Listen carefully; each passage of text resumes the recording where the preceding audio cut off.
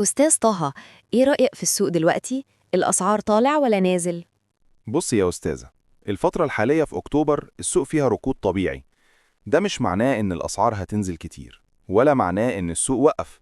الركود ده ببساطة هو مرحلة طبيعية لأي سوق، وبيحصل لما الناس تستنى تشوف إشارة واضحة قبل ما تتحرك.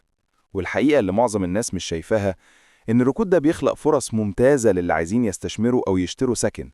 ليه؟ لأن خلال الركود الملاك والمطورين بيكونوا مستعدين لتقديم تسهيلات أكبر، مقدم أقل، أقساط أطول، وإمكانية تفاوض حقيقية على الأسعار. وده حاجة نادرة في أوقات السوق المزدحمة لما الطلب عالي والأسعار بتكون مرتفعة. فكري فيها كده، لو السوق هادي دلوقتي ده معناه إنك ممكن تختاري الوحدة أو العقار اللي يناسبك بدون منافسة كبيرة وبسعر قريب للواقع، مش زي لما السوق يتحرك ويرتفع فجأة. يعني الشراء وقت الركود هو اللي بيضمن لك مكسب أكبر وقت الرواج.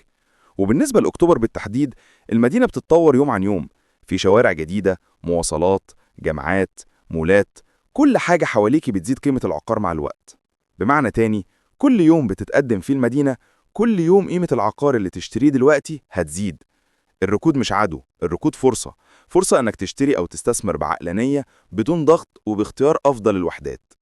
وده الفرق بين اللي بيستنى السوق يتحرك وبين اللي بيستفيد من الركود ويأمن مستقبله. يعني لو ركزنا على ده، أقدر أشوف إن الشراء دلوقتي فعلا أفضل من الانتظار؟ بالظبط، الوقت ده هو الوقت اللي العقلانيين بيحققوا فيه أفضل نتائج. الركود مش وقت للخوف، الركود وقت الفرص.